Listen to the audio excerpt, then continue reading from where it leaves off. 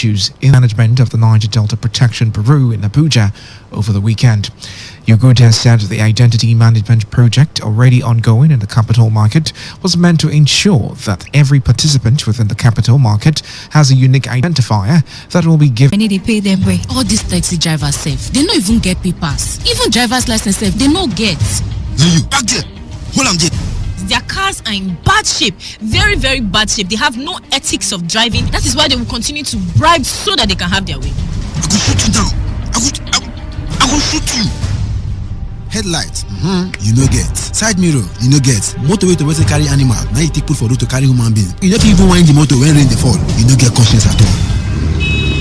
Check, you be number 15. You be number 5. More than enough number.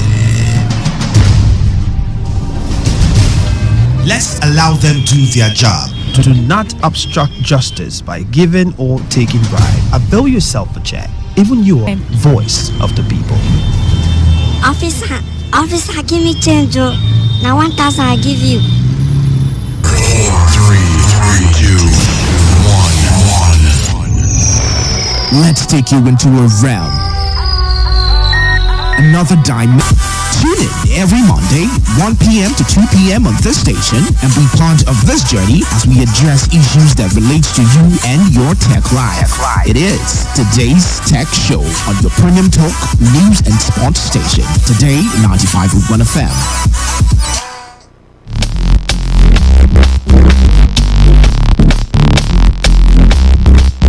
All right, welcome back. It's 15.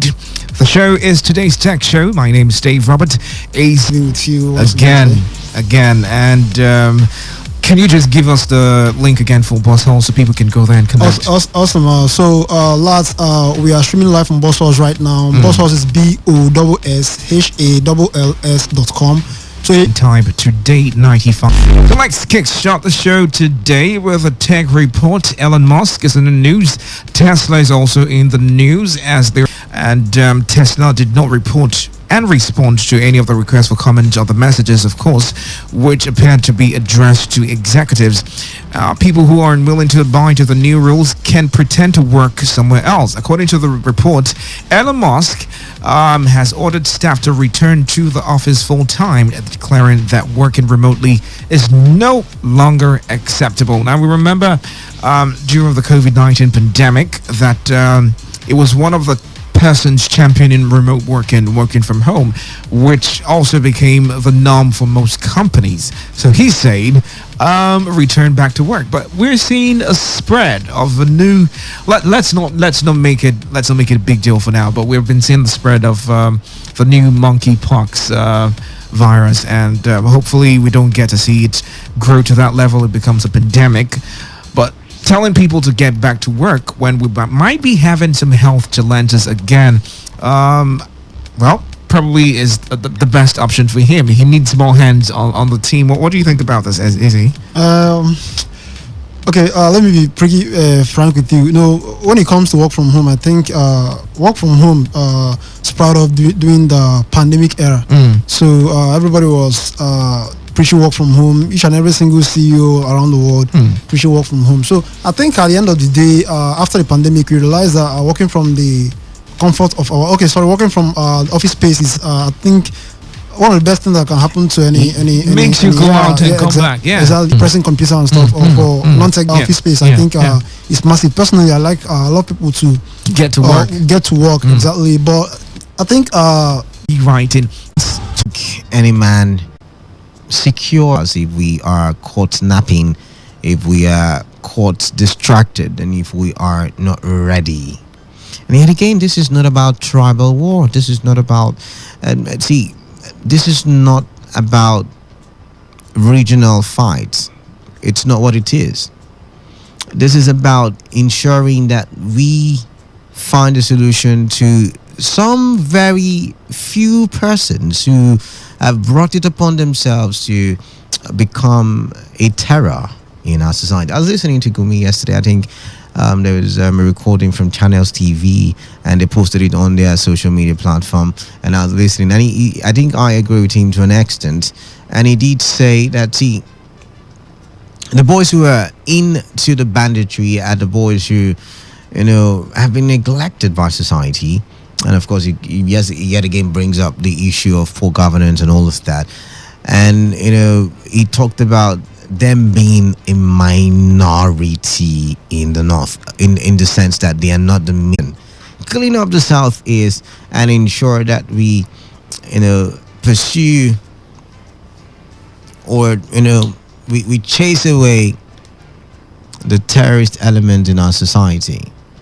I read a report, and he was a security expert talking, I think from Lagos. Was it Lagos? I think it was from Lagos or Abuja, I cannot remember now. But he mentioned the fact that, it might have been connected. I mean, the attack on those states might be correlated to the banning of motorcycles in Lagos.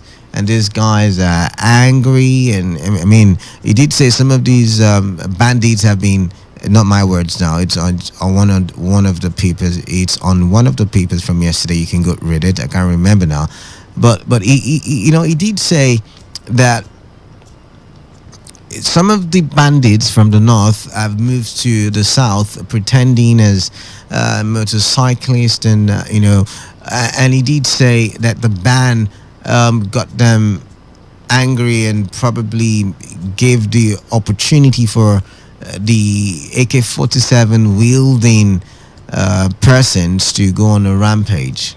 All right then. This is another reason why you need to get your PVC, because we need leaders that have solutions. We need people that can tackle the menace. It's not time for you to collect money and play and play a game with the future, because like I said, there is the possibility that it might overflow into the south. All right, so 0817-0000-951 and 0810-951-0951. Your text messages and WhatsApp messages to the number 0701-933-9960. The question yet again is, how do we ensure that the south is secure enough to withstand whatever attempts from terrorist elements to invade the region? How do we ensure that the south the region? That is a conversation we are trying to have this afternoon. I also watched a video where Peter Obi, Labour Party candidate, a presidential candidate, was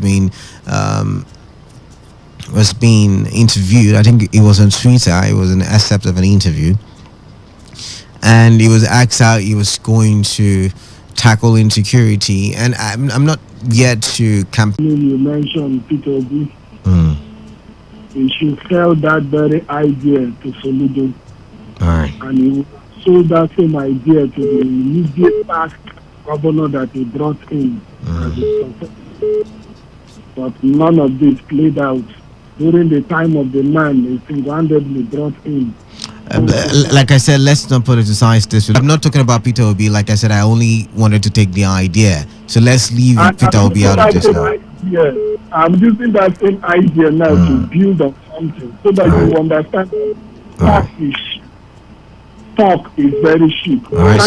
So what is the solution? Can we go to the solution, please? The solution is that very solution that Doyediri Wike brought in, because if you remember, during the time of this very problem in River State, immediately Doyediri to swing into action here in Bayelsa. IYC, INC, the Bayelsa youth, everybody was on alert. I am telling you what I saw with my eyes. We can do this in River State. In fact, that is why some persons that are sympathetic to a particular cause is against him today as we speak.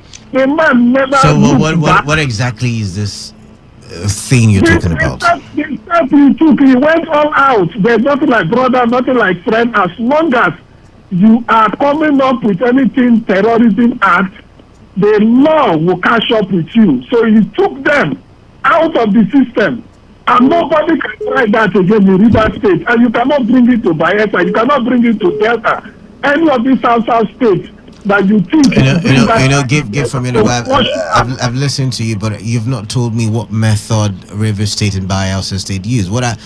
How did they remove these people from the system, like you said? How? My brother, I said the law will catch up with you. Are you saying there is no law in Ondo State? Are you saying there is no law in every other part of the country? Who came in, I don't know if they were sleeping, but I'm telling you what we did. Bayelsa as a Peace Corps. So a lot of Bayelsa youths, retired police officers, retired military officers are all asked to apply. They will apply it ends in Snell.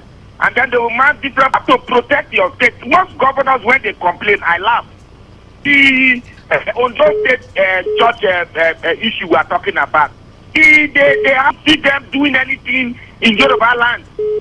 So you begin to wonder whether it was just for 35th straight victory cover and lost that one eventually to Ige Swiatek. But that was not only the only loss to Coco Gauff, because in the women's double, Coco Gauff suffered a second French Open final defeat of the weekend as she and Jessica Pegula were beaten by home favorite Caroline Garcia at the Grand Slam. First player to have completed a career